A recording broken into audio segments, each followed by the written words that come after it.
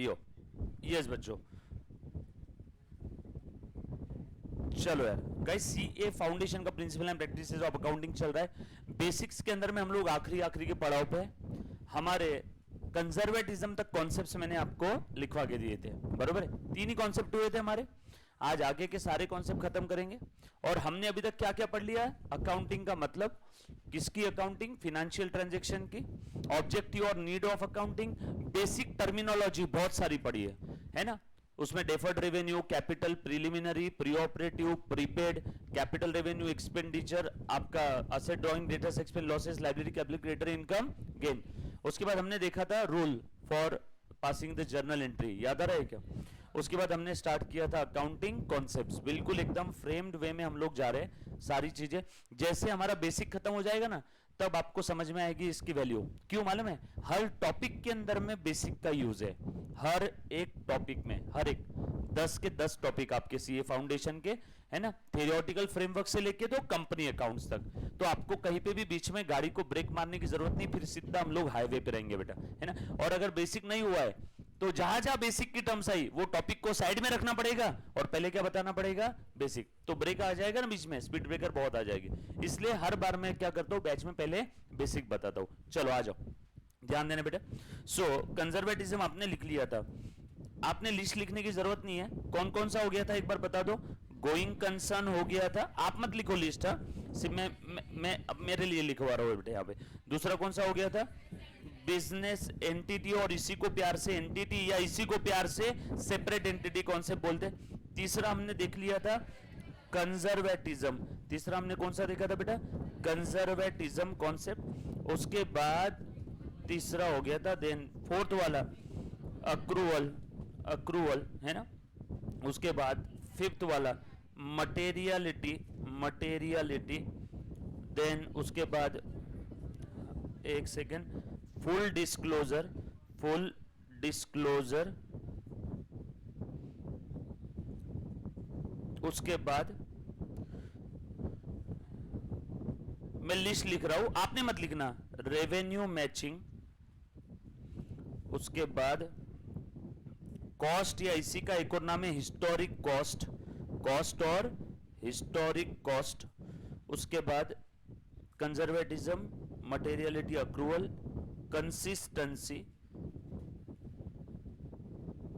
Consistency, consistency के बाद एक सेकेंड ना, मैं ये फैन का थोड़ा सा डायरेक्शन चेंज करता हूं। कंसिस्टेंसी के बाद, हाँ बेटा मुन्ना, उसके बाद और कौन सा है आपका? Going concern, consistency, accrual, materiality, full disclosure, revenue matching, substance over legal form, substance over legal form, legal form. उसके बाद है आप लोगों का फुल डिस्क्लोजर हो गया, रेवेन्यू मैचिंग हो गया, कॉस्ट हो गया, consistency, business entity, going concern. Then आप लोगों का रहेगा अक्रूवल। और भी है 5 और कॉन्सेप्ट है, रियलाइजेशन कॉन्सेप्ट। देन उसके बाद है आप लोगों का, एक सेकेंड, कौन कौन सा हो गया है? Going concern, consistency, accrual, materiality, full disclosure, revenue matching, cost, consistency. Then आपका, हाँ कौन सा बेटा? ड्यूअल एस्पेक्ट कॉन्सेप्ट, पीरियोडिसिटी, और इसी को प्यार से बोलते हैं accounting period, periodicity, periodicity, money measurement concept, money measurement. उसके बाद हाँ मैचिंग लिख दिया ना मैंने, रेवेन्यू मैचिंग, रेवेन्यू मैचिंग भी लिख दिया। और कौन सा बचा है?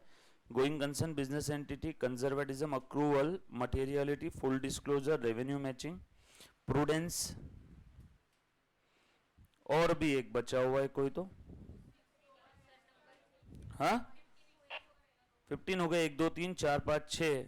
अच्छा ये 2 हो गया ना, 7 8 9 10 11 12 13 14 और ये 15। ठीक है, डन, ठीक है। चल आ जाओ यार वन बाय वन। पहले तीन हमारे हो गए थे। गोइंग कंसर्न, बिजनेस का लाइफ इनफाइनाइट है। गोइंग कंसर्न ये कॉन्सेप्ट है जिसने असेट और एक्सपेंस को बाइफरकेट किया। गोइंग कंसर्न ये कॉन्सेप्ट है जिसने कैपिटल और रेवेन्यू आइटम को बाइफरकेट, बहुत इंपॉर्टेंट है। हाँ, ये सभी को समझ में आया हुआ है ना। गोइंग कंसर्न ये कॉन्सेप्ट है जिसने लॉन्ग टर्म शॉर्ट टर्म को बाइफरकेट किया। क्यों? क्योंकि गोइंग कंसर्न कहता है बिजनेस का फ्यूचर है, और फ्यूचर है इसीलिए फ्यूचर में इकोनॉमिक बेनिफिट है, इसीलिए सारे लॉन्ग टर्म आइटम है, इसीलिए कैपिटल एक्सपेंडिचर है, अदरवाइज सब कुछ क्या रहता है? Revenue expense. यस और नो? ये बात समझ आई सभी को? कंजर्वेटिज्म क्या कहता है बेटा? आपने क्या करना है? फ्यूचर में होने वाले पॉसिबल लॉसेस के लिए अभी से प्रोविजन क्रिएट करना है, बट फ्यूचर में होने वाली पॉसिबल इनकम के लिए आज अकाउंटिंग नहीं करना है। लेकिन फ्यूचर में अगर कोई पॉसिबल लॉस हो रहा है तो उसके लिए आज से प्रोविजन क्रिएट करो। क्या कहता है बेटा ये? Anticipate, ANTICIPATE, anticipate future expenses and losses, but do not anticipate future possible income और गेन। फ्यूचर में अगर आपको लगता है कोई इनकम होने वाला है तो उसकी आज अकाउंटिंग मत करो, लेकिन आपको लग रहा है फ्यूचर में कोई एक्सपेंस या लॉस होने वाला है तो उसके लिए आज ही प्रोविजन क्रिएट करो। So provision for bad and doubtful debt क्यों आया बेटा? बोलो। कंजर्वेटिज्म की वजह से। प्रोविजन फॉर एनी एक्सपेंसेस क्यों आया? कंजर्वेटिज्म की वजह से। यस और नो? ये बात समझ में? चलो, पहले तीन हो गए थे, उसके बाद फोर्थ वाला अक्रूवल कॉन्सेप्ट। मुन्ना अच्छे से ध्यान देना। अभी ये अपने टोटल हो गए 15। अक्रूवल कॉन्सेप्ट का क्या कहना है? आपकी जो इनकम है मुन्ना, जैसे मैं लिख रहा हूं वैसे ही आपने लिखना है, अच्छी हैंडराइटिंग में, ठीक है? आपकी जो इनकम है या आपके जो एक्सपेंसेस है, आपने उनकी अकाउंटिंग करनी है। You have to account for your income and expenses as and when such income or expenses were due. So income आपने क्या करना है? अकाउंट फॉर करना है। Account for as and when such income were due। Bracket में क्या लिख रहा हूं? irrespective of actual receipt। वो इनकम एक्चुअल में मिलो चाहे ना मिलो, वो इनकम एक्चुअल में मिलो चाहे ना मिलो, आपने उस इनकम का अकाउंटिंग कर लेना है जैसे ही वो इनकम ड्यू हो गया। जैसे ही वो इनकम ड्यू हो गया। इनकम के एक्चुअल मिलने की राह मत देखो। इसीलिए तो देखो उधारी में भी माल बेचा, इनकम एक्चुअल में मिला नहीं। उधारी में बेचा है ना, रिसीव हुआ पैसा नहीं, बट फिर भी सेल की एंट्री करते हैं, हाँ, अक्रूवल। और इसी की वजह से हमारा कौन सा सिस्टम आया बेटा? इसी की वजह से है हमारा मर्केंटाइल सिस्टम। इसी की वजह से है हमारा मर्केंटाइल सिस्टम। यस और नो? मर्केंटाइल यही बोलता है ना, नगद और उधारी दोनों भी ट्रांजैक्शन आपने रिकॉर्ड करना है। बराबर है क्या? कैश सिस्टम क्या कहता है? कैश आया है, कैश गया तो ये अकाउंटिंग करेंगे, नहीं तो नहीं करेंगे। अच्छा, और एक्सपेंसेस के लिए क्या कहता है? Account for. अकाउंट फॉर मतलब क्या रे बेटा? अकाउंटिंग करो। अकाउंट फॉर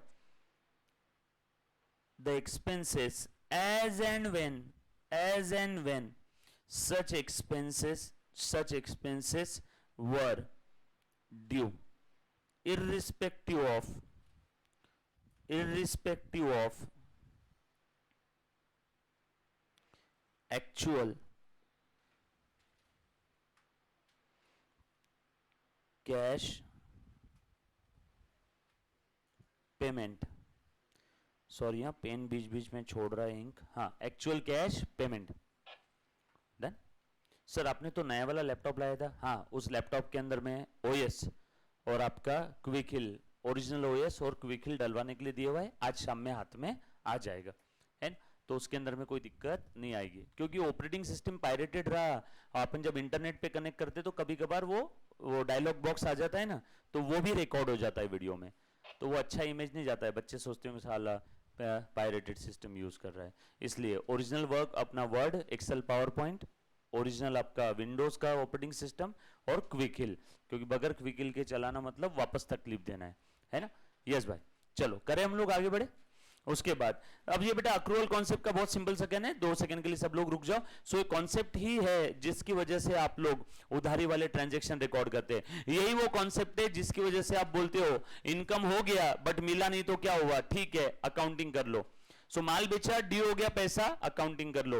मंथ एंड में सैलरी ड्यू हो गई, एक्चुअल पेमेंट नहीं हुआ बट मंथ एंड में सैलरी ड्यू हो गई, अकाउंटिंग कर दो। सैलरी ड्यू की अकाउंटिंग एंट्री क्या रहती है? Salary account debit to salary payable. दे दिया रहता तो salary account debit to cash, देना बाकी है तो salary to salary payable. So हम लोग ये एंट्री क्यों कर रहे हैं बेटा? Just because of accrual concept.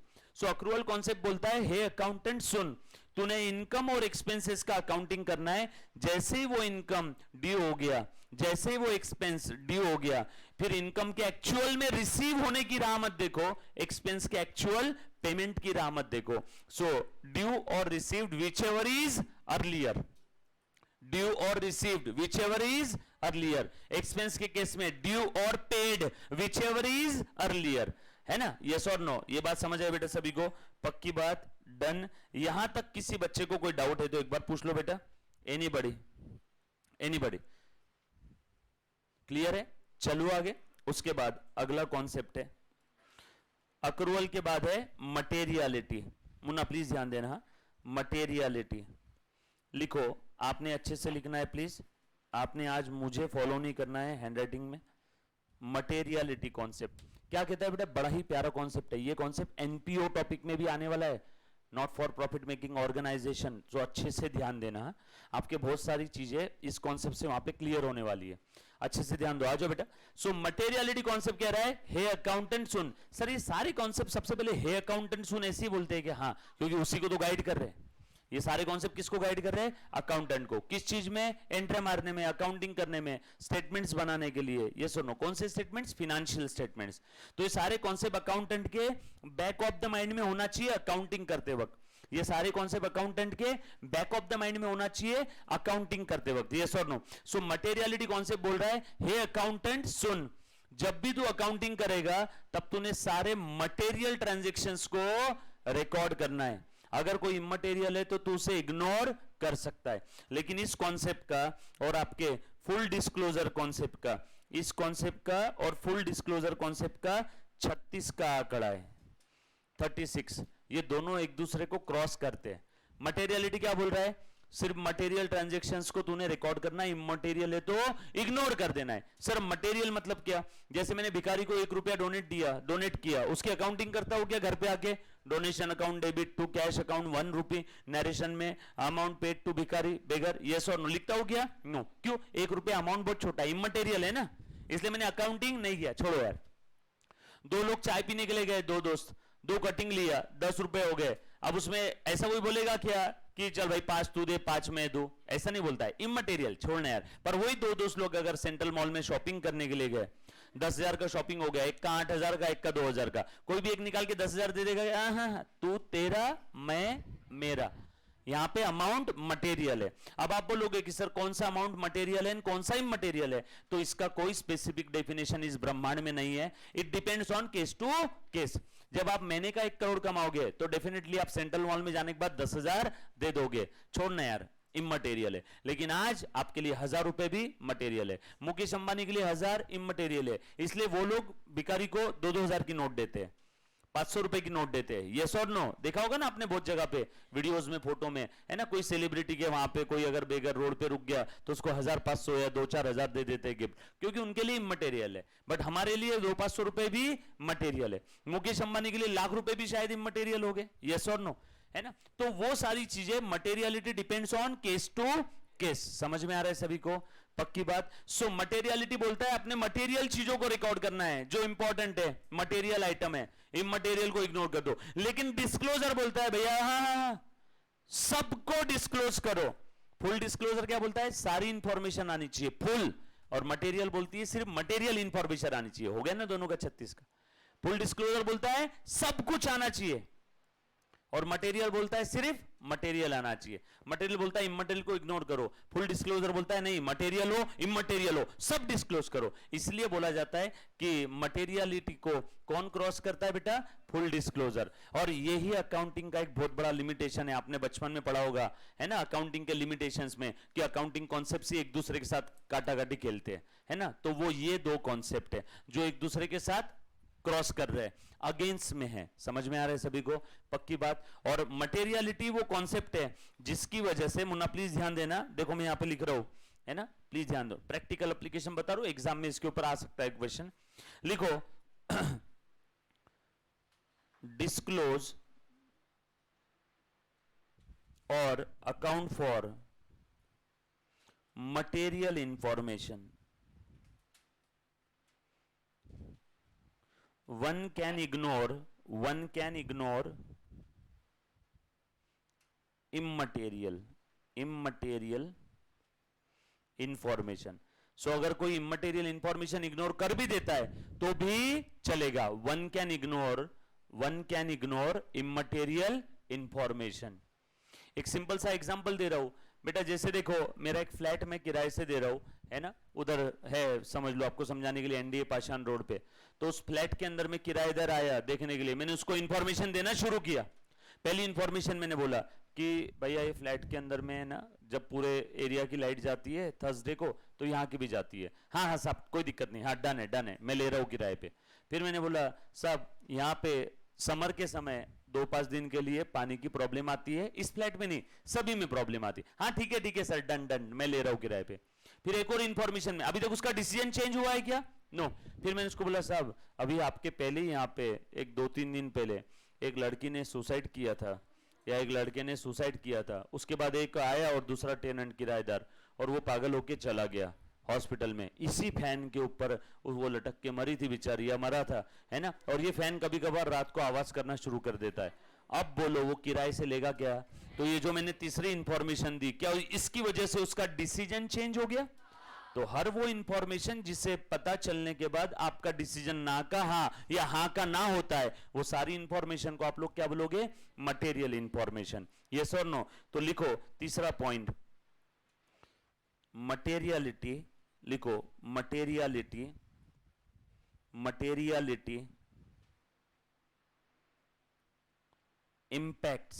impacts your decision. क्या बोला बेटा मैंने? मटेरियलिटी आपके डिसीजन के ऊपर इंपैक्ट करती है क्या? यस. वो इंफॉर्मेशन पता चलने के बाद में भी आपका डिसीजन चेंज नहीं हो रहा है, मतलब वो इमटेरियल है. सर अब ये अकाउंटिंग की दुनिया में कैसे इस एग्जांपल को बताएंगे? जैसे फिनेंशियल स्टेटमेंट्स के अंदर में देख करके मैं बोल रहा हूं कि भैया हाँ मुझे इस कंपनी के शेयर्स में इन्वेस्ट करना है.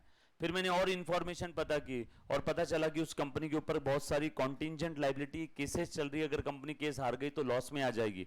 अब बताओ ये इंफॉर्मेशन पता चलने के बाद उस कंपनी में पैसा इन्वेस्ट करूंगा क्या? नो. तो ये इंफॉर्मेशन क्या मटेरियल है क्या? हाँ. सो इंफॉर्मेशन पता चलने के बाद में भी अगर इन्वेस्टर का डिसीजन चेंज नहीं हो रहा है, मतलब इंफॉर्मेशन इमटेरियल है. इंफॉर्मेशन पता चलने के बाद उसका हाँ का ना या ना का हाँ हो रहा है ना, तो इंफॉर्मेशन मटेरियल है. समझ में आया सभी को? And materiality depends on case to case. लिख लो मटेरियलिटी के आगे ब्रैकेट में depends on case to case. Institute का कैसा भी क्वेश्चन आओ, इसके ऊपर अगर केस स्टडी भी आ गई तो भी आपको लिखते आना चाहिए, सिंपल एंड सोबर लैंग्वेज में. एक चीज आपको बता देता हूं, आपने प्रोफेशनल कोर्सेज में ओन लैंग्वेज में आंसर लिखना है.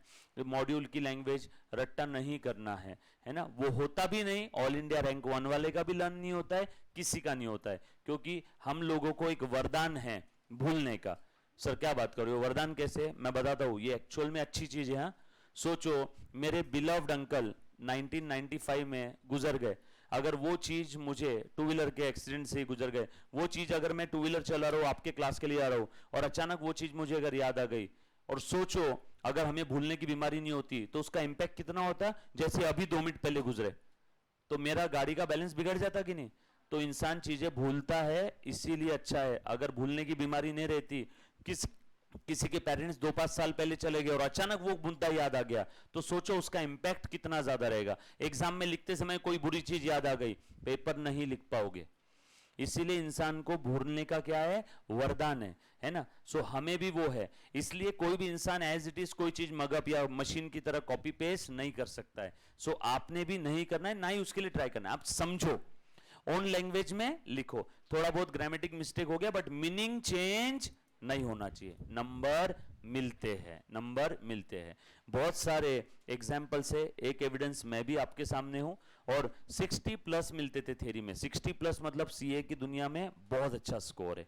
एग्जम्पशन छूट मिल गई उस सब्जेक्ट में, यस और नो. 60+ यानी मेरिट वाले मार्क्स है कि आपको सारे, सर अगर हमको सारे सब्जेक्ट में 60+ आ गए इंटर फाइनल में, बेटा आप ऑल इंडिया मेरिट हो. कौन सा रैंक है वो डिसाइड रहेगा उस समय, जो भी रहेगा, बट आपका ऑल इंडिया मेरिट आ जाएगा अगर आपको 60+ सारे सब्जेक्ट में आ गए तो. सोचो मतलब इस हिसाब से मैं बता रहा हूं कि आपने क्या करना है, ओन लैंग्वेज में आंसर लिखना है समझ के। वो एग्जामिनर जो पेपर चेकर रहेगा ना, वो एक छोटा बच्चा है, उसको आपने सारी चीजें लिख के समझाना है। तो बताओ आप कैसे लिखोगे, बस वैसा लिखना है। कुछ बच्चे एग्जाम लिखना है बोल के बस लिखते हैं, वैसा मत करो। आपको वो पेपर चेकर को चीजें समझानी है कि सर ये ऐसा है, ये ऐसा है, ये पॉइंट ऐसा है। तो आप कैसे प्यार से एकदम शिद्दत से, मतलब उसके चेहरे पे स्माइल आ जानी चाहिए पेपर चेक करते समय। कुछ बच्चे क्या करते, ब्लफ करते है ना, एक ही पॉइंट को एक्टिव पैसिव वाइज घुमा फिरा के 3 पॉइंट बना देते हैं। वैसा गलती से भी सीए कोर्स में मत करना। मैं आपको एक सेंटेंस बोलूंगा, आपका पूरा पेपर है ना, पहले वाले वर्ड से लेके तो आखिरी फुल स्टॉप तक पढ़ा जाता है। आपका पूरा पेपर पढ़ा जाता है, लंबी रुंदी के नंबर इसमें नहीं है, है ना। 5 नंबर का है तो 1 पेज, 10 नंबर का है 2 पेज, उसके मार्क्स नहीं है, कंटेंट के मार्क्स है। किसके, आपका पूरा पेपर पढ़ा जाता है, पूरा 100%, कॉमा फुल स्टॉप सब पढ़ा जाता है। सर थ्योरी के अंदर में आंसर अगर लिखना है तो डायग्रामेटिक फॉर्म में लिख सकते हैं, उससे अच्छी कोई चीज ही नहीं। फटाफट उसको चीजें क्लियर हो जाएगी, फटाफट नंबर आउट ऑफ आउट आ जाएंगे, है ना। बट वो डायग्राम्स के अंदर में जब आप कोई चीज लिखोगे तो एकदम ऐसा एक वर्ड मत लिखना जैसे पूरी स्टोरी के लिए बस एक ही वर्ड बोल रहे हो, वैसा नहीं। थोड़ा बहुत उसके अंदर में लिखना ताकि उसको पढ़ के वो चीजें समझ में आ जाए। यस और नो। कैसे लिखना है, मैं आपको अकाउंट्स के थ्योरी क्वेश्चंस जब हम लोग प्रैक्टिस करेंगे ना, मैं प्रैक्टिस यहाँ पे राइटिंग प्रैक्टिस क्लास में कराऊंगा, तब मैं आपको मॉडल आंसर किस किस टाइप से हो सकते हैं, कैसे लिखना है मैं आपको बताऊंगा। और वो आप सारे थ्योरी सब्जेक्ट के लिए अप्लाई कर सकते हो up to CA final, up to CA final. और बहुत अच्छा तरीका है, 2 फायदे, पेपर चेकर को फट से सारी चीजें दिख जाती है, इसको जो नॉलेज था पूरा एक डायग्राम में दिख गया। मुझे एक बात बताओ, थ्योरी पैराग्राफ पढ़ना ज्यादा अच्छा लगता है या फिगर डायग्राम देखना ज्यादा अच्छा लगता है? फिगर या डायग्राम देखना ज्यादा अच्छा लगता है, सेम उसको भी वैसे ही लगता है। डायग्राम में सारी चीजें फट से समझ में आ जाती है। यस और नो, क्यों हंस रहा है? डायग्राम अच्छा समझा मुझे, है ना। तो समझ में आया ना सभी को? तो सभी को फिगर या डायग्राम ही अच्छी लगती है, थ्योरी पैराग्राफ किसी को अच्छे नहीं लगते हैं। यस और नो। सो आ जाओ, ध्यान देना, करेंगे हम लोग। पहले हम राइटिंग प्रैक्टिस बात की बात है, पहले हम लोग सारे कॉन्सेप्चुअल क्लियरिटी कर लेते हैं, उसके बाद में जब हम लोग टॉपिक में एंटर कर लेंगे तो फिर हमें क्या करना है, वही रगड़ना है, पेन ही रिफिल खाली करनी है, बहुत सारी प्रैक्टिस करेंगे बेटा। आ जाओ आगे लिखो, इसके अंदर में मुन्ना प्लीज ध्यान देना, लिखो लिखो। यही वो कॉन्सेप्ट है जिसकी वजह से, मुन्ना प्लीज ध्यान देना, आपका कैलकुलेटर, स्टेपलर, याद आया example? Calculator, stapler, punching machine, है ना, एक्सेट्रा एक्सेट्रा, है ना। ये सारी चीजें दो दो दो above items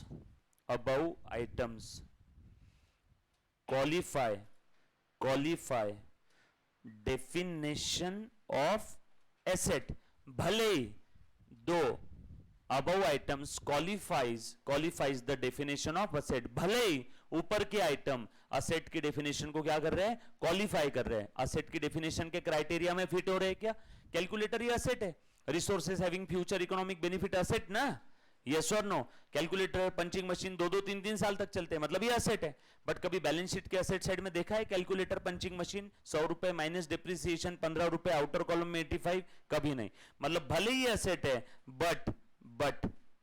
but still above items, हम लोग कहां दिखाते हैं, अबव आइटम्स शोन अंडर, बोलो बेटा कहां दिखाते हैं, profit and loss account debit side. इसको हम लोग एक्सपेंस बोल के क्या करते हैं, profit and loss account debit side right of कर देते हैं, WRITEOFF, राइट ऑफ करना मतलब एक्सपायर कर देना, एक्सपेंस बोल के बुक कर देना, P&L के डेबिट में लिख देना, नरक में डाल देना। यस और नो, क्लियर है? दिख रहा है बेटा सभी को? कोई चीज नहीं समझी प्लीज पूछो। हाँ बेटा क्या नहीं दिख रहा है, बोल क्लियर है? चलो आ जाओ, उसके बाद अगला कॉन्सेप्ट, मुन्ना प्लीज ध्यान देना, मटेरियलिटी के बाद क्या है बेटा, फुल डिस्क्लोजर। लिखो फुल डिस्क्लोजर। अच्छा ये मटेरियलिटी की साइड में लिख लो, ये देखो मटेरियलिटी ऐसा लिखना आपने, और फुल डिस्क्लोजर ऐसा लिखना, और ये ऐसा 36 लिख दो, हिंदी वाला है ना, ये आपके लिए कि दोनों एक दूसरे को क्रॉस करते, दोनों का 36 का है। यस और नो? दोनों एक दूसरे को क्रॉस करते। एक एग्जाम का पूछा हुआ सवाल है ना, give an example of any two concepts और प्रिंसिपल्स जो एक दूसरे को क्रॉस करते हैं, यस और नो। तो वहां पे हमने क्या किया था बेटा, मटेरियलिटी और फुल डिस्क्लोजर का एग्जाम्पल लिखना है और दोनों को एक्सप्लेन करना है 6 नंबर के लिए। 6 नंबर के लिए लंबी रुंदी इसमें मैटर नहीं करती, कंटेंट इंपॉर्टेंट है, बराबर। चलो नेक्स्ट लिखो बेटा, आपका क्या है, फुल डिस्क्लोजर, फटाफट से लिखना है फुल डिस्क्लोजर, ठीक है। लिखो बेटा फुल डिस्क्लोजर, सब लोग प्लीज साथ में रहना, ठीक है। ऑनलाइन वाले बच्चे, आपको भी अगर कोई डाउट है प्लीज एक बार बोला करो, ऑनलाइन लाइव और फेस टू फेस। रिकॉर्डेड वाला बच्चा, मैं पूरी कोशिश करूंगा कि मैं सारी चीजें यहाँ पे एक्सप्लेन करूं। स्टिल अगर आपको डाउट है आप डिफरेंटली व्हाट्सएप कर सकते हो, स्क्रीन पे आपको क्लास का भी नंबर दिख रहा है, उस पर भी आप मैसेज कर सकते हो बेटा। आपको within 24 to 36 hours reply आ जाएगा। जो भी डाउट्स है लिख करके रखना और डाउट स्पेसिफाई करना, be specific with your doubt. आप लिख करके उसका फोटो भी भेज सकते हो बेटा, डन। चलो आगे, चल उसके बाद थोड़ा सा और आगे बढ़ते हैं। फुल डिस्क्लोजर क्या कहता है, डिस्क्लोज, बोल बेटा, हे अकाउंटेंट सुन, you have to disclose all information whether material or immaterial. So disclose all information, all information के आगे देखो मैं क्या लिख रहा हूं, whether, देखो कैसे डायग्राम बना के, whether material और immaterial, वेदर मटेरियल और इमटेरियल, आपने सारी इंफॉर्मेशन डिस्क्लोज करना है। क्यों क्यों क्यों, लेकिन for better understanding of, for better understanding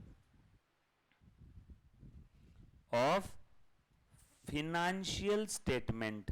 FS यानी क्या, फिनेंशियल स्टेटमेंट। एग्जाम में एफएस नहीं लिखना है, एग्जाम में आप पूरा लिखोगे FINANCIAL, financial statement, STATEMENT, right.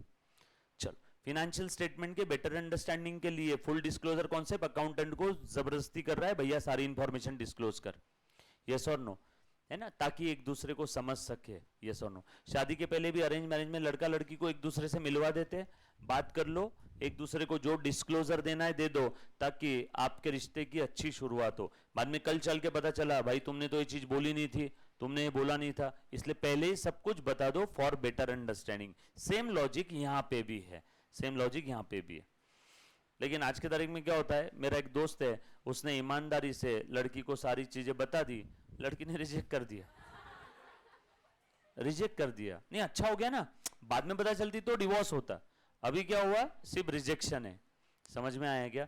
मैंने बोला अच्छा हो गया, बोले यार हरीश तूने बोला था सब बता दे, तो मैंने बता दिया। तो वो बोली मैं 2 मिनट पापा से बात करके आती हूँ, वो बाहर गई, वापस वो आई नहीं बोले कमरे में, और फिर वो मना करके चले गए। मतलब अच्छा हो गया, डिवोर्स होता बाद में तो वो ज्यादा तकलीफ वाला रहता। नहीं एक्चुअल में ये जरूरी चीज है। हाँ अब मैंने बोला तूने बताया क्या बाय द वे, मतलब बताने का भी एक तरीका रहता है ना, कोई गलत भी काम कर रहे किया हो आपने या कर रहे हो तो उसको बताने का तरीका रहता कि देखिए ऐसा ऐसा था, आज के बाद करूंगा नहीं करूंगा वो भी बोलना, सिर्फ बता मत। तूने बताया मतलब क्या है कि भैया मैं रोज करने वाला हूं आगे भी, तो भाई आगे कमिट कर कि मैं नहीं करूंगा, करूंगा कम करूंगा, है ना। कोई बहुत ज्यादा गलत चीज होगी तो ये आज तक था, past is past never again in future, तो ऐसा कमिट करना था उसको, है ना। तूने बस बता दिया, आगे का तो बोल कि भाई आज तक ये गलती हो गई, अब नहीं रहूंगा, अब नहीं करूंगा, बरोबर है क्या। बट उसने बोल दिया और फिर चुप बैठ गया बस, और बोल के बस देख रहा उसकी तरफ, तो क्या बोलेगी, आगे तो बोलना चाहिए ना। जैसे आप गलती करते हो, मम्मी पापा डांटते हो तो आप क्या बोलते हो, सॉरी अब आगे से नहीं करूंगा। तो भाई ने सिर्फ बोला, स्वैग था, गालियां पड़ी फिर मेरे को भी बहुत, उसके पापा की भी। मैंने बोला अंकल, बोली तूने ऐसा क्या बोला, बोले इसको, ये बोले हरीश ने मेरे को बोला था बता देना, तो मैंने बोला सर पापा को क्यों बोला अब ये पापा को बोलने वाली चीज रहती क्या, उसने पापा को बोला, बोले हरीश ने मेरे को बोला था। फिर मैंने अंकल को बोला, अंकल इसका ऐसा ऐसा साइड बिजनेस था, इसने वो बता दिया, साइड बिजनेस मतलब पर्सनल जो भी था। तो फिर उसके पापा ने उसको 2 रख के थी बोले सही है, अच्छा हो गया बता दिया। बोले अब क्या स्टेटस? नहीं अब नहीं करेगा। बोले अब सीधे रास्ते चलूंगा। होगी शादी हो गई उसकी, पहला वाला रिजेक्शन था। और वो भी कहां से रिजेक्ट हो गया है मालूम है? अहमदाबाद से। यहाँ से अहमदाबाद गया था मिलने के लिए, अहमदाबाद मिलने गया, वहां से रिजेक्ट होके आया। मतलब यार नाक कटवा दिया तूने। चलो आ जाओ। For better understanding of the financial statement कहां होता है जनरली डिस्क्लोजर? जनरली कहां पे देते हैं बेटा? At the footnote. फुटनोट में, फुटनोट कहां होती है? बैलेंस शीट के नीचे। और क्या बोलते हैं उसको? Notes to the account, NOTES, notes to the accounts. Bracket में लिख लो, फुटनोट के आगे ब्रैकेट में notes to the account. Notes to the account क्या होता है? ये जीवन भर आपको काम करना है, बरोबर है क्या? जब भी आप कोई कंपनी की फाइनेंशियल स्टेटमेंट पे आप आपका सीए का ठप्पा लगाओगे, साइन करोगे, मतलब आपने ऑडिट किया उसका, आपने सारी चीजें चेक की, तो आपको नोट्स टू द अकाउंट्स के अंदर में भी सारा डिस्क्लोजर है कि नहीं है चेक करना पड़ेगा, बरोबर है क्या? सीए के ऊपर बहुत बड़ी जिम्मेदारी होती है, क्योंकि आपका ठप्पा लगने के बाद सारी दुनिया वाले उस फाइनेंशियल स्टेटमेंट को सच मानते हैं कि भैया चार्टर्ड अकाउंटेंट ने चेक किया, मतलब ये सब कुछ इसमें जो लिखा हुआ है वो ट्रू है ना? तो आपकी बात की इज्जत है, तो सारी चीजें आपने चेक करना है। वो चेक करने की प्रोसेस को आप लोग क्या बोलते हो? ऑडिट। यस और नो? आ जाओ। सो उसके बाद आगे बढ़ते बेटा, और मुन्ना प्लीज ध्यान देना। फुल डिस्क्लोजर के बाद है आपका रेवेन्यू मैचिंग कॉन्सेप्ट। बहुत ही प्यारा कॉन्सेप्ट है ना? अपने आप में एक अजूबा है। प्लीज लिखो रेवेन्यू मैचिंग कॉन्सेप्ट। ये कॉन्सेप्ट जो दिए है ना, मतलब इतनी प्यारी चीज है, इसकी वजह से अकाउंटिंग बहुत आसान हो गई। इसकी वजह से अकाउंटिंग बहुत आसान हो गई बेटा। रेवेन्यू मैचिंग कॉन्सेप्ट क्या कहता है? पहले लिख देता हूं फिर एक्सप्लेन करता हूं। Expense of particular period, expenses of particular period should match with the should SHOULD should match with revenue of same particular period.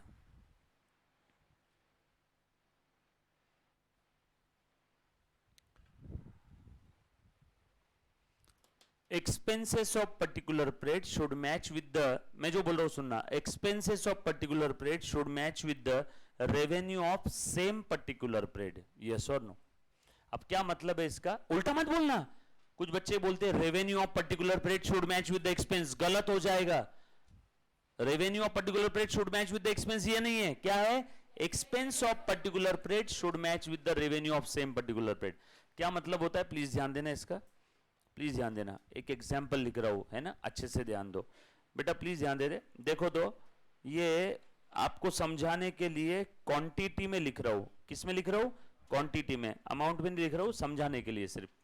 मैंने 10 क्वांटिटी परचेस किया इसकी, मेरा ये बेचने का बिजनेस है। मैंने कितनी क्वांटिटी परचेस किया? 10। ये देखो, ये परचेस किया मैंने 10 क्वांटिटी, और इसमें से मैंने 6 क्वांटिटी इस पीरियड में बेच दी। किस पीरियड में? जो करंट अकाउंटिंग पीरियड है। बेच दी 6 क्वांटिटी बेची। बोलो, आपसे एक छोटा सा सवाल पूछ रहा हूं, ए बेटा सबने ध्यान देना। रेवेन्यू कितने आइटम का है यहां पे? 6। रेवेन्यू, इनकम कितने आइटम का है? 6। और एक्सपेंस कितने आइटम का दिखाया आपने? और रेवेन्यू कितने आइटम का है? 6। रेवेन्यू मैचिंग कॉन्सेप्ट नाराज हो गया, ये बोल रहा है भैया ये तो गलत बात है। Expense of particular period should match with the revenue. Sir एक काम करो ना, तो सेल 10 कर दो। अब मैं क्या राह चलते लोगों को बोलूं कि भैया रेवेन्यू मैचिंग कॉन्सेप्ट का वास्ता तुझे, मैंने 10 आइटम खरीदे थे, 6 ही बिके हैं, प्लीज वो मैचिंग नाराज हो जाएगा, तू 4 खरीद ले। जबरदस्ती सेल कर सकते हैं क्या? तो सेल तो बढ़ा नहीं सकता। तो अब एक काम करो, रेवेन्यू मैचिंग कॉन्सेप्ट फुलफिल नहीं हो रहा है यहाँ पे। Expense of particular period should match with the revenue होना चाहिए। रेवेन्यू 6 आइटम का है, तो एक्सपेंस भी 6 आइटम का ही चाहिए। एक्सपेंस 10 आइटम का दिख रहा है, इसमें से 4 कम करना पड़ेगा क्या? ये 4 मैंने अपोजिट में लिख दिए, और इसी को आप लोग प्यार से बोलते हो क्लोजिंग स्टॉक। अब चेक करो तो बेटा, सो 10 - 4 इज इक्वल टू आ गया क्या 6? यस और नो? सो आज के बाद अगर आपसे कोई सवाल पूछे कि ट्रेडिंग अकाउंट ये तो नॉमिनल अकाउंट है, ट्रेडिंग अकाउंट ये नॉमिनल है, इसमें एक्सपेंस और इनकम आना चाहिए। तो क्लोजिंग स्टॉक ये असेट यानी रियल अकाउंट, या असेट यानी रियल अकाउंट यहां पे क्या कर रहा है, उसको बोलना क्लोजिंग स्टॉक। वहां पे असेट बोल के नहीं दिखाया, क्लोजिंग स्टॉक यहां पे क्या है, इज एन एडजस्टमेंट। एक second, is an adjustment. Adjustment कहां से, out of purchase. Closing stock जो हमने यहां पे दिखाया है ना, ये PURCHAS, हाँ, out of purchase. Closing stock जो यहां पे दिखाया वो एडजस्टमेंट आउट ऑफ परचेस है। और क्यों किया एडजस्टमेंट, लॉजिक है उसके पीछे का, रेवेन्यू मैचिंग कॉन्सेप्ट। बरोबर है क्या, लॉजिक क्या है, रेवेन्यू मैचिंग कॉन्सेप्ट। क्योंकि भैया रेवेन्यू 6 आइटम का है और खर्चा दिख रहा है 10 का, नहीं है, नहीं चलेगा।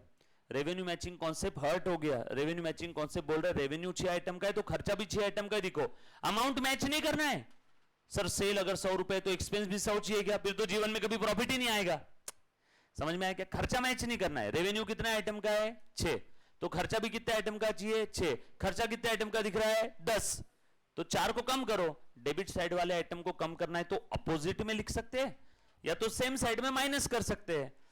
Accounting convention custom, same side में माइनस नहीं लिखते हम लोग, इसलिए हम लोग क्या करते हैं अपोजिट में लिख देते हैं। यस और नो, ये बात समझ में आई। सो आज के बाद अगर आपसे कोई पूछे ट्रेडिंग अकाउंट में क्लोजिंग स्टॉक क्यों लिखते हैं, तो उसको बोलना उसके पीछे की एक वर्ड में वजह है रेवेन्यू मैचिंग कॉन्सेप्ट। क्योंकि रेवेन्यू अगर 6 आइटम का है, एक्सपेंस 10 आइटम का दिख रहा है, तो भैया एक्सपेंस को कम करना है। सेल तो जबरदस्ती बढ़ा नहीं सकते, एक्सपेंस कम करो। सर एक्सपेंस भी कम करके आपको क्या पैसे वापस मिले क्या, नो। अब बताओ ये 4 आइटम कब सेल होंगे, शायद अगले पीरियड में, इस पीरियड में सेल नहीं हुआ, अब ये शायद कब सेल होगा, अगले पीरियड में। तो ये अगले पीरियड के ट्रेडिंग में आपको समझाने के लिए ये 4 आइटम सेल हो गए। तो अब बताओ ये 4 आइटम का खर्चा कहां आएगा, अगले पीरियड में। इसी को आप लोग क्या बोलते हो, opening stock. So opening stock closing stock क्यों आता है, because of revenue matching concept. ये बात समझ आई सभी को, पक्की बात। ये डायग्राम जैसे मैंने एकदम आड़ी टेढ़ी बनाई वैसे ही आप भी बना लो, एरो वगैरह दिखा करके प्लीज। और कोई चीज नहीं समझती है मुझे फिर से पूछो। डन।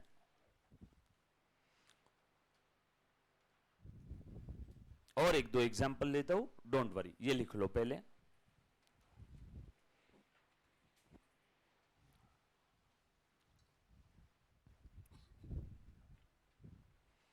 ट्रेडिंग अकाउंट लिखो, क्वांटिटी लिखो, सेल में लिखो 6, परचेस में लिखो 10, और फिर ऐसा रेवेन्यू मैचिंग कॉन्सेप्ट का स्माइली बना के रोता हुआ ऐसा कि ये नाराज हो गया। तो उसके बाद फिर क्या करना है, अपोजिट में 6 लिख के ऐसा रेक्टेंगुलर बॉक्स बना देना, अपोजिट में 4, 10 - 4 और एरो दिखा दो 6 की तरफ, 6 मैच हो गया। बरोबर। अबे ना आप लोग आपके दोस्तों को पूछना जो सिर्फ 11-12 कॉमर्स में है ना, बचपन में हर एक बच्चा लर्न करता है ना ट्रेडिंग के, डेबिट में ओपनिंग स्टॉक, क्रेडिट में क्लोजिंग स्टॉक, तो उनको पूछना इधर इधर इधर बता क्लोजिंग स्टॉक तो असेट है ना, वो बोलेगा हाँ हाँ, तो क्यों लिखा उधर में, है ना। क्या लर्न कोई भी चीज मत करो, इंस्टीट्यूट का भरोसा नहीं, इंस्टीट्यूट बहुत बेरहम है, इंस्टीट्यूट कब आपको कौन सी चीज पूछेगी भरोसा नहीं है। तो सारी चीज आपको पता होनी, और सिलेबस फ्रेम्ड है अपना, मॉड्यूल के बाहर एक भी चीज एग्जाम में नहीं आती है। यूपीएससी का एग्जाम रहता तो कुछ भी आता है। यूपीएससी का एग्जाम इज लाइक वो पिछवाड़ा टूटा हुआ रॉकेट, रॉकेट रहता है दिवाली का, उसकी डंडी अगर तोड़ दी और उसके बाद उसको जलाए तो किधर भागेगा, कोई भरोसा है क्या, बस। और बट अपने इसमें प्रॉपर डंडी है, उसको बोतल में रखो, जलाए तो वो ऊपर ही जाएगा। हाँ, अब अगर किसी बच्चे ने उसको जमीन पे सुलाया आड़ा तो उसकी गलती, वैसा नहीं करना है। बट यूपीएससी के एग्जाम में वो रॉकेट का पूरा डंडी तोड़ देते हैं और उसके बाद वो जलाते हैं, है ना, फिर वो किधर भागेगा, सिलेबस कोई भरोसा नहीं है। आपको न्यूज़पेपर भी पढ़ना है, मैगजीन्स पढ़ना है, न्यूज़ देखना है, किताबें पढ़नी है 8वीं से लेके 12वीं तक सारी, और उसके बाद इंटरव्यू। यूपीएससी के एग्जाम में आपने प्री क्लियर कर लिया, मेंस क्लियर कर लिया, और इंटरव्यू में अगर फेल हो गए तो आपको फिर से 0 से चालू करना है। ये तो ऐसी बात हो गई 10th स्टैंडर्ड में फेल हो गए तो फिर से KG1 KG2 3 4, 4th में फेल हो गए फिर से KG1 KG2, 12th तक पहुंच गए, 12th में फेल हो गए फिर से KG1 KG2 first second third, BCom final year में फेल हो गए फिर से KG1 KG2। ये ऐसा यूपीएससी का है, आपको वन शॉट में, है ना, थ्रू आउट फर्स्ट अटेम्प्ट में सारी चीजें क्लियर करना है, प्री मेंस और इंटरव्यू। भाई की इच्छा थी यूपीएससी देने की सीए क्लियर होने के बाद, पर जैसे मेरे को पता चला ना, बोला नहीं नहीं नहीं, दुनिया में बहुत सारा पैसा है, सब अपना नहीं है, छोड़ दो। कुछ चीजें, हर बॉल पे छक्का नहीं मारना रहता है, कुछ बॉल छोड़ने भी पड़ते हैं, है ना, डॉट बॉल भी रहते हैं ना, कुछ छोड़ दो उसको, हर बॉल पे नहीं खेलना है। तो जैसे पता चला अपने इसमें तो भी क्या था, एक सब्जेक्ट में फेल हो गए तो उस एग्जाम के सारे सब्जेक्ट देने हैं। सीए फाइनल में फेल हो गए तो वापस सीए फाउंडेशन नहीं करना है। सीए फाइनल में अगर फेल हो गए तो जिस ग्रुप में फेल हुआ बस वो ग्रुप वापस देना है, दूसरा ग्रुप पास हो गए कोई दिक्कत नहीं, उसमें भी अगर 60 प्लस आ गए तो वो सब्जेक्ट भी वापस देने की जरूरत नहीं है। तो अपना अच्छा है ना, ज्यादा अच्छा है, पासिंग परसेंटेज भी अच्छा है। चलो उसके बाद एक और एग्जाम्पल लिख लो, मुन्ना प्लीज ध्यान देना, एक और एग्जाम्पल लिख लो बेटा इसका, ये भी आप लोगों को पता है, आपने बचपन में देखा हुआ है, प्लीज ध्यान देना। ये देखो आपको बोला हुआ है कि सैलरी कितना पे किया, 13,000, और उसके बाद अलग से इंफॉर्मेशन दी क्वेश्चन में, और बोला है कि salary salary paid paid paid for 13 month, 13,000 salary पे किया और एडजस्टमेंट में लिखा हुआ है 13 महीने की सैलरी है। अब मुझे एक बात बताओ, इस परेड की कितनी है, 12,000, ये 13,000 13 महीने की है, मतलब इसके अंदर में अगले परेड की सैलरी है, इस परेड के रेवेन्यू के अगेंस्ट मैच होने वाली कितनी है, सिर्फ 12,000, यस और नो।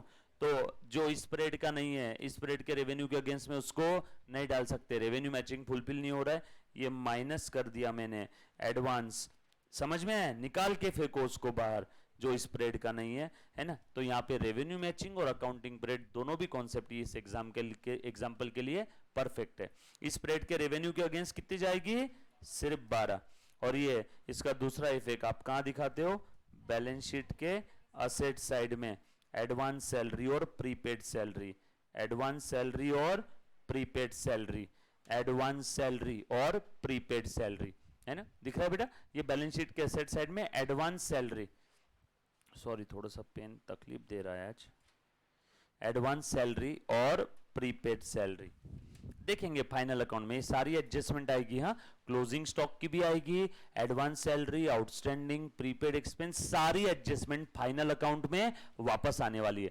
तब बस आपको मैं इतना बोलूंगा, रेवेन्यू मैचिंग, और उसके बाद डिटेल में इस एडजस्टमेंट को पढ़ेंगे, उस समय रेवेन्यू मैचिंग वापस बोलने की जरूरत नहीं रहेगी, इसलिए अभी हम लोग रेवेन्यू मैचिंग के ऊपर जोर दे रहे थे। क्लियर, क्लियर है। सो इस परेड के रेवेन्यू के अगेंस्ट इसी परेड का खर्चा, और जो रेवेन्यू के अगेंस्ट मैच हो रहा है उतना ही लेना है, समझ में आए। सो हमेशा एक एग्जांपल पहले वाला ध्यान रखना है, 6 क्वांटिटी सेल हुआ, रेवेन्यू 6 का है तो एक्सपेंस भी 6 का होना चाहिए, है ना, एक्सपेंस अगर ज्यादा है, ज्यादा क्वांटिटी का है तो उतना माइनस करो, और वो कब दिखेगा, शायद अगले पीरियड में, तो अगले पीरियड में ट्रांसफर करना है, तो अगले पीरियड में जाने वाली बस का नाम क्या है, बैलेंस शीट, इसीलिए क्लोजिंग स्टॉक बैलेंस शीट में दिखाते हैं, क्योंकि उसको अगले पीरियड में ट्रांसफर करना है ना। इस पीरियड में सेल नहीं हुआ, कब सेल होगा, शायद वो अगले पीरियड में। अब अगले पीरियड में उस माल को भेजना है तो कहां लिखना पड़ेगा, एक ही रास्ता है, बैलेंस शीट, माल असेट है तो बैलेंस शीट के कौन से साइड में, असेट साइड में लिख दिया, राइट।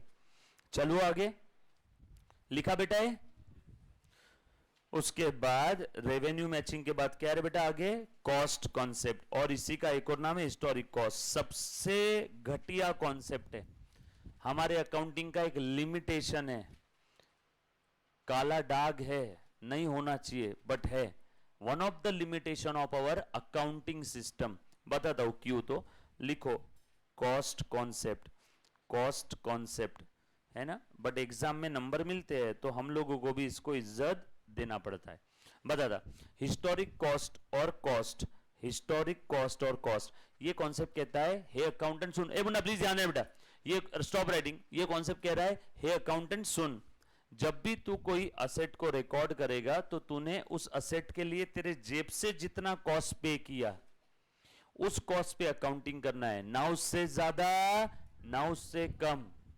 मान लो मैंने एक मशीनरी परचेस किया 10 लाख का, लाने के लिए खर्चा आया 1 लाख और 1 लाख इंस्टॉलेशन का, टोटल कितना एक्वाजिशन कॉस्ट दिया 12 लाख, तो वो मशीन कितने पे दिखेगी 12 लाख पे।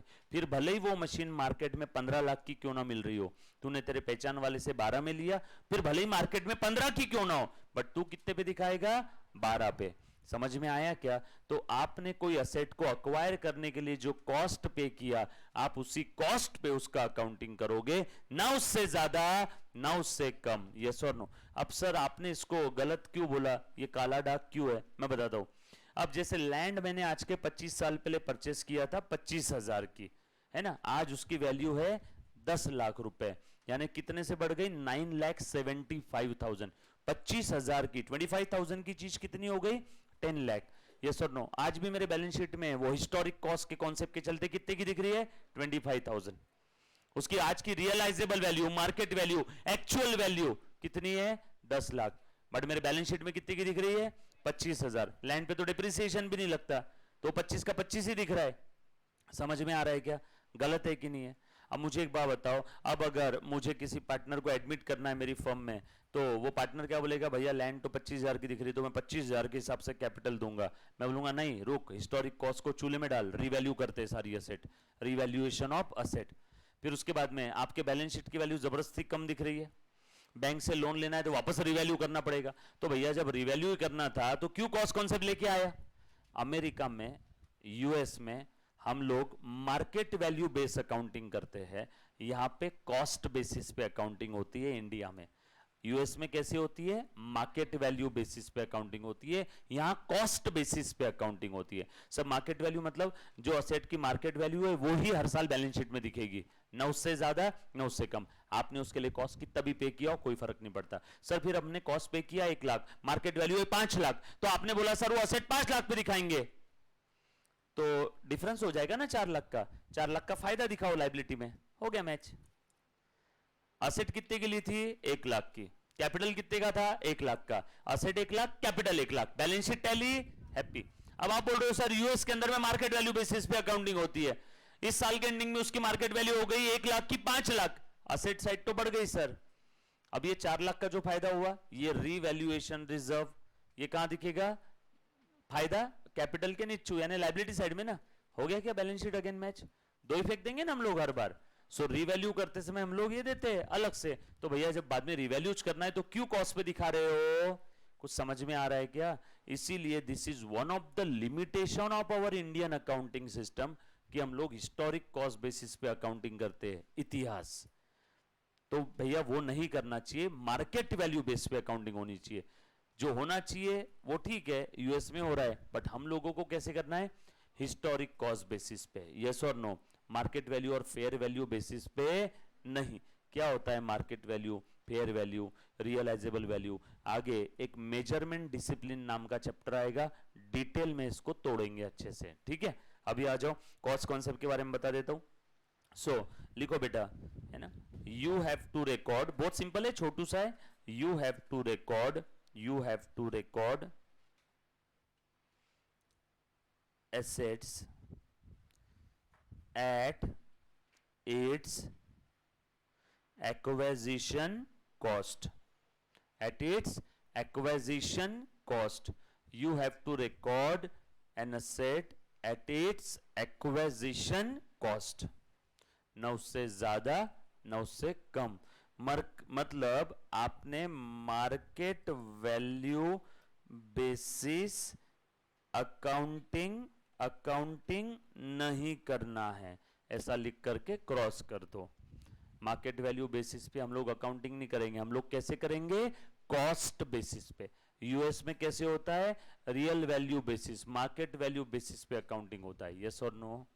चलो आगे, पक्का एक एग्जाम्पल एग्जाम में पूछा होगा ट्रू और फॉल्स के लिए, या फिर एक ये भी पूछा था कौन सा कॉन्सेप्ट वायलेट किया, एग्जाम वाला क्वेश्चन आपको पूछ रहा हूं कि एक कंपनी है XYZ लिमिटेड, उसने एक प्लांट एंड मशीनरी परचेस किया 10 लाख का, इंस्टॉलेशन और ट्रांसपोर्ट चार्जेस 1 लाख, सो और उसकी मार्केट वैल्यू है 15 लाख रुपए।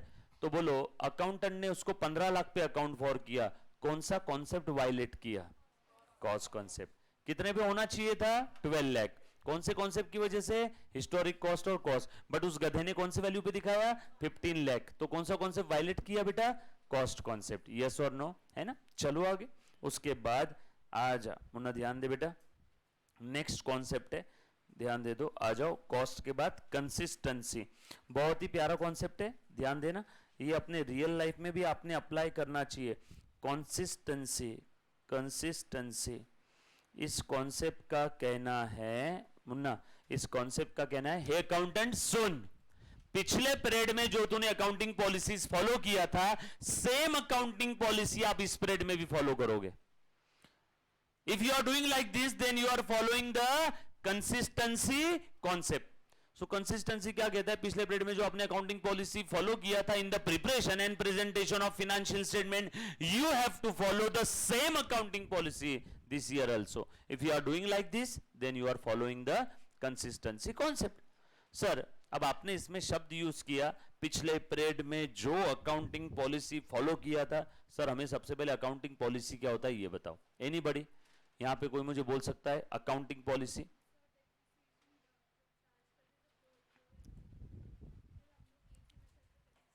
ओके, एक बच्ची ने एग्जाम्पल दिया कि सर पिछले पीरियड में जो मेथड ऑफ डिप्रिसिएशन फॉलो किया था, सेम इस पीरियड में फॉलो करना है.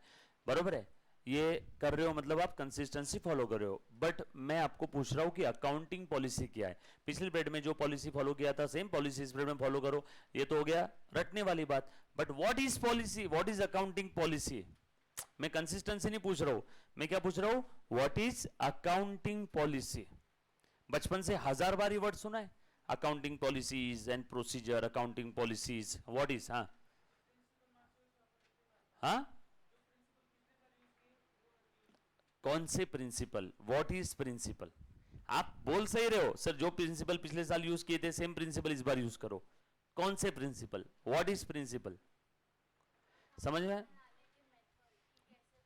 जैसे कि दो एग्जांपल, कौन सी मेथड?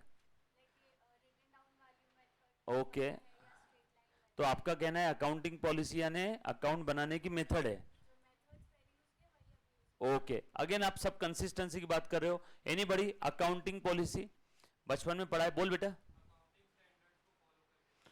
ओके, स्टिल मेरा क्वेश्चन अभी तक पेंडिंग है, व्हाट इज अकाउंटिंग पॉलिसी? आप सब मुझे बता रहे हो, एग्जांपल्स दे रहे हो. अकाउंटिंग स्टैंडर्ड्स को फॉलो करना मतलब अकाउंटिंग पॉलिसी. एक बच्ची ने बोला मेथड्स फॉलो करना मतलब आप जा रहे हो, आप दोनों का काफी हद तक क्लोज आंसर है. बरोबर है, चलो मैं बताता हूं. जैसे किसी एक ही चीज को हासिल करने के अगर एक से ज्यादा रास्ते हैं, तो उन हर रास्तों को बोलेंगे पॉलिसी, और वो पॉलिसी आपको डिस्क्लोज करना है. जैसे मैं रियल लाइफ एग्जांपल दे रहा हूं, आप लोगों का ऑल इंडिया रैंक 1 आ गया सीए फाउंडेशन की एग्जाम में.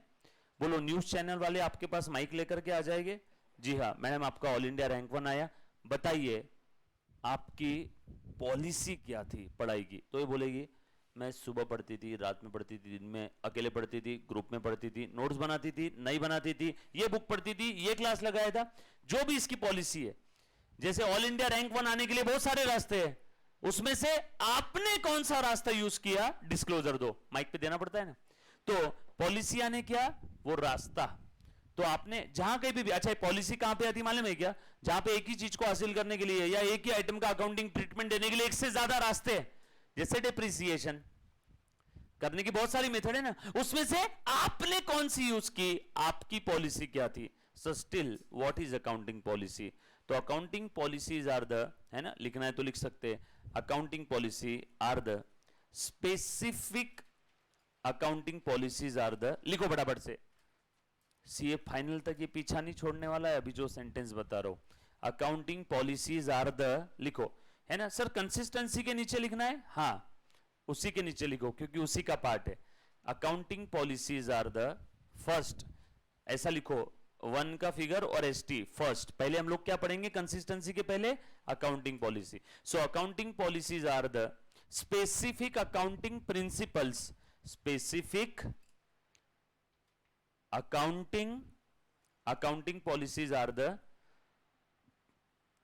accounting policies are the specific accounting principles and methods of applying those principles. फिर से, and methods of applying those principles. फिर से स्टार्टिंग से बोलू, accounting policies are the specific accounting principles, PRINCIPLE, PAL नहीं, PL यानी वो स्कूल का प्रिंसिपल हो जाएगा, PLE, PRI, NCI, PLE, specific accounting principles and methods of specific accounting principles and methods of applying those principle.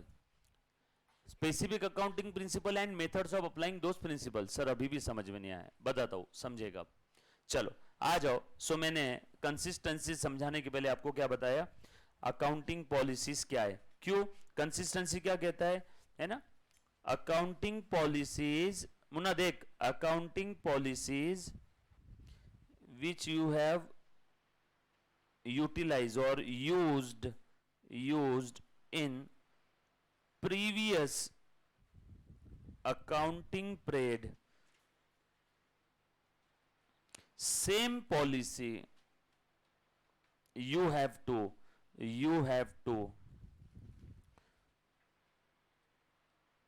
utilized in current period also. Same policy you have to utilize in the current period also. अब आपका सवाल, sir accounting policy यानी क्या. अब इसीलिए therefore मैंने आपको sentence लिखवा के दिया. Accounting policies are the specific accounting principles and methods of applying those principle. So first हम लोग क्या देख रहे हैं, accounting policies are the specific accounting principles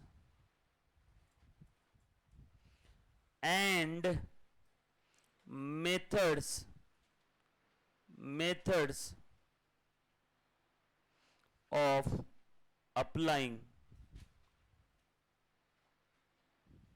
applying those principles and methods of applying those principles. अब इसमें दो बातें हैं. सर अभी तक अकाउंटिंग पॉलिसी क्लियर नहीं हुआ, बताता हूं. अब स्पेसिफिक अकाउंटिंग प्रिंसिपल यानी क्या, सुनना बच्चे से. स्पेसिफिक अकाउंटिंग प्रिंसिपल यानी क्या, एक प्रिंसिपल बताता हूं सब लोगों को, ध्यान देना. एक प्रिंसिपल है रेवेन्यू मैचिंग प्रिंसिपल, बरोबर है, मालूम है सभी को. Expense of particular period should match with the revenue of same particular period. अब वो प्रिंसिपल है, मुन्ना प्लीज ध्यान देना. सो एक प्रिंसिपल है, for example revenue matching principal की मैं बात कर रहा हूं. ये प्रिंसिपल कहता है expense of particular period should match with the revenue of same particular period, है ना. अकाउंटिंग पॉलिसी क्या है, ये वो प्रिंसिपल्स है और उसके अप्लाई करने की मेथड्स है. तो भैया सर बताओ ना सर कौन सा प्रिंसिपल और कौन सी मेथड. तो एक प्रिंसिपल है रेवेन्यू मैचिंग. अब वो रेवेन्यू मैचिंग प्रिंसिपल के चलते देखो, मैं यहां पे एक सिंपल सा केस लिख रहा हूं. एक असेट की कॉस्ट है 1000 रुपए, यूजफुल लाइफ है 5 साल. अब बताओ मुझे उस 1000 को आप कितने साल में बाइफरकेट करोगे, 5 साल में. ये क्यों कर रहे हो रे, मन से. No, matching principle. भैया असेट की लाइफ 5 साल है तो उसकी जो कॉस्ट है उसके टेन्योर पे मैच होनी चाहिए कि नहीं, ये प्रिंसिपल है ना. अब ये प्रिंसिपल समझ में है. असेट की कॉस्ट है 1000, टेन्योर है 5 साल, तो मैचिंग के हिसाब से आपने इस साल कितना 200, अगले साल 200. जरूरी नहीं कि हर बार फिगर सेम रहेगी, समझ में आया क्या. ये वन ऑफ द एक प्रिंसिपल है. सो असेट की कॉस्ट को उसके टेन्योर पे आपने मैच करना है. ये मैं नहीं बोल रहा हूं, ये प्रिंसिपल कह रहा है. बट वो मैच करने की बहुत सारी मेथड्स है. ये पहली मेथड है मैच करने की, SLM. एक दूसरी और मेथड है WDV, जिसके अंदर में पहले ज्यादा है ना, फिर कम, फिर और कम, फिर और कम. और भी एक मेथड है एन्यूटी मेथड, और भी एक मेथड है. तो ये एक प्रिंसिपल को अप्लाई करने की अगर बहुत सारी मेथड है तो हम लोग उन मेथड्स को कहते हैं अकाउंटिंग पॉलिसी. एक चीज को हासिल करने के बहुत सारे रास्ते हैं तो उन रास्तों को कहते हैं पॉलिसी. और आपको उसका डिस्क्लोजर देना होगा कि आपने कौन सी पॉलिसी यूज की. और डिस्क्लोजर क्यों देना है, फुल डिस्क्लोजर की वजह से. समझ में आ रहा है सारे कॉन्सेप्ट कैसे एक दूसरे के साथ अटैच है, yes or no.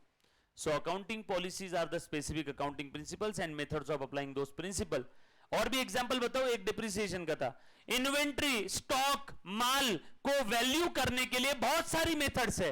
सर कौन सी, जैसे कुछ लोग माल को एट कॉस्ट वैल्यू करते, कुछ लोग माल को एट कॉस्ट और NRV whichever is lower पे वैल्यू करते. Sir NRV net realisable value. Don't worry, आगे आएगा, हाँ, लिखने की जरूरत नहीं।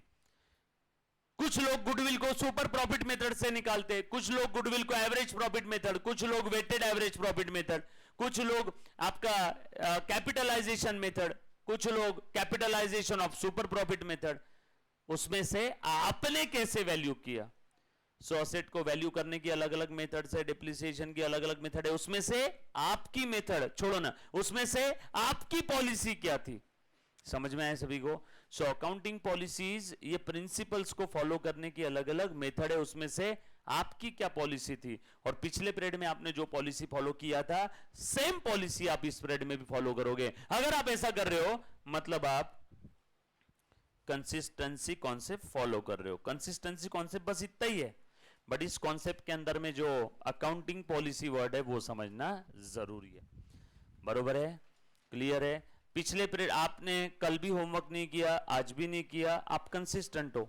आपने कल भी मेहनत ली, आज भी मेहनत ली, फिर भी आप कंसिस्टेंट हो। समझ में आया क्या? सो एक ही चीज आप रेगुलर बेसिस पे कर रहे हो, मतलब आप कंसिस्टेंट हो। यस और नो? बट क्या कंसिस्टेंसी कभी कभी ब्रेक करनी पड़ती है क्या? कभी कभी अगर आप एक ही चीज गलत चीज कर रहे हो काफी समय से और अब आपको पता चल गया कि वो गलत था, फिर भी आप कंसिस्टेंसी का बहाना लेके वही काम करोगे क्या? कभी कभी कंसिस्टेंसी ब्रेक करना अच्छी बात है, कभी कभी दाग अच्छे हैं।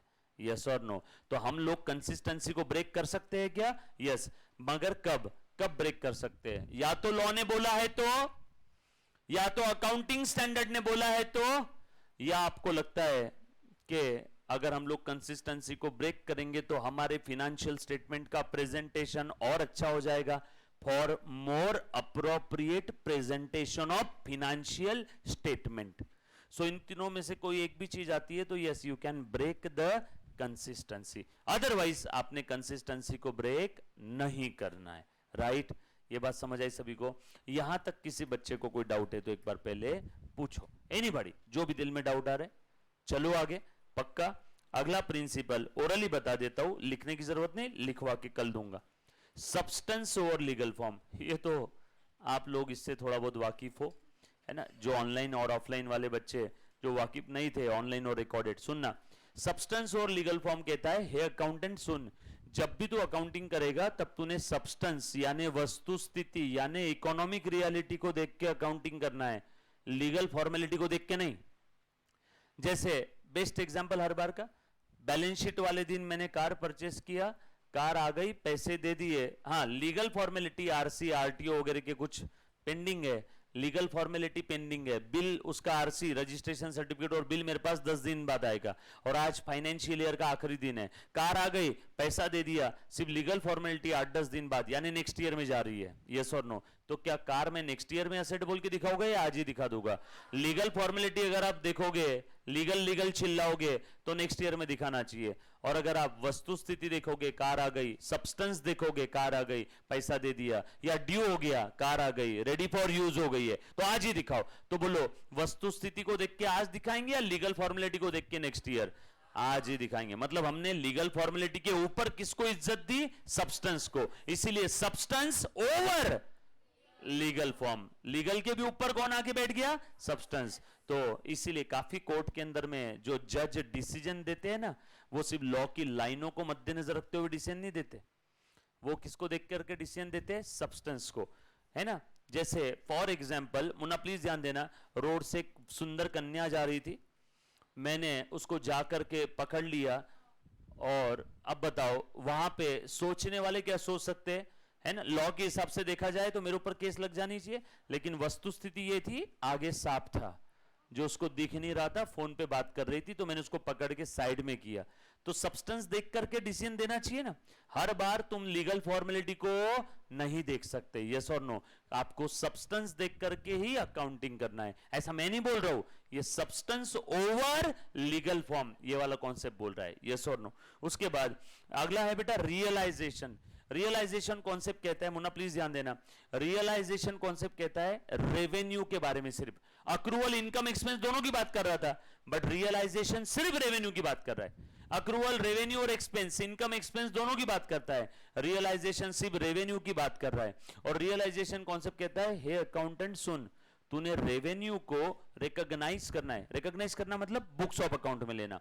रिकॉग्नाइज करना मतलब बुक्स ऑफ अकाउंट में लेना। यस और नो? कब? जैसे ही वो रेवेन्यू रियलाइज हो जाए, जैसे ही वो रेवेन्यू रियलाइज हो जाए। रेवेन्यू को प्लीज ध्यान देना, एक्चुअल रिसीव होने की राह मत देख। अब रेवेन्यू रियलाइज होना मतलब क्या, प्लीज ध्यान देना। मैंने इस पार्टी को माल बेचा, पैसा आ गया, बोलो रेवेन्यू रियलाइज हो गया? हाँ। केस 2, इस पार्टी को माल बेचा, पैसा नहीं आया, बट क्या इससे पैसा रिकवर करने का लीगल राइट आ गया क्या? सो या तो पैसा आ जाना या तो उसको रिकवर करने का लीगल राइट आ जाना। इन दोनों में से कोई भी एक चीज आ गई तो हम लोग बोलेंगे कि रियलाइज हो गया। और रियलाइज हो गया तो रिकॉग्नाइज कर लो। रिकॉग्नाइज करना मतलब बुक्स ऑफ अकाउंट में लिखना। सो रियलाइजेशन कॉन्सेप्ट कह रहा है, हे अकाउंटेंट सुन, you have to recognise the revenue as and when such revenue is realise. और रियलाइज का मतलब होता है या तो एक्चुअल में मिल जाना या उसे रिकवर करने का लीगल राइट मिल जाना। या तो एक्चुअल में मिल जाना या उसे रिकवर करने का लीगल राइट मिल जाना। इन दोनों में से कोई एक भी चीज अगर हो गई तो yes we can say that revenue is realised. समझ में आया सभी को? सो रियलाइजेशन ये एक्सपर्ट है ना, ये सिर्फ रेवेन्यू के बारे में बात कर रहा है, एक्सपर्ट है, स्पेशलिस्ट है। और अक्रूवल ये जनरल फिजिशियन है, ये हार्ट स्पेशलिस्ट है और वो जनरल है, वो इनकम एक्सपेंस दोनों की बात कर रहा है, बट ये सिर्फ रेवेन्यू की बात कर रहा है। यस और नो? और ये कॉन्सेप्ट कहां से पैदा हुआ? Accounting standard number 9, revenue recognition. बरोबर है? अकाउंटिंग स्टैंडर्ड्स फाउंडेशन लेवल पे नहीं, सिर्फ नाम है। डिटेल में अकाउंटिंग स्टैंडर्ड्स आपको कहां पे बेटा? इंटर और फाइनल पे। उसके बाद है dual aspect concept. Dual aspect concept क्या कहता है? हर ट्रांजैक्शन के दो नजरिए है, दो एस्पेक्ट है, लेन देन दो पहलू है। तो जब भी आप अकाउंटिंग करो तो दोनों पहलू की अकाउंटिंग करो। डिटेल में देखेंगे नेक्स्ट लेक्चर में। Done? Thank you very much, love you all, take care, bye यार, thank you, bye bye bye.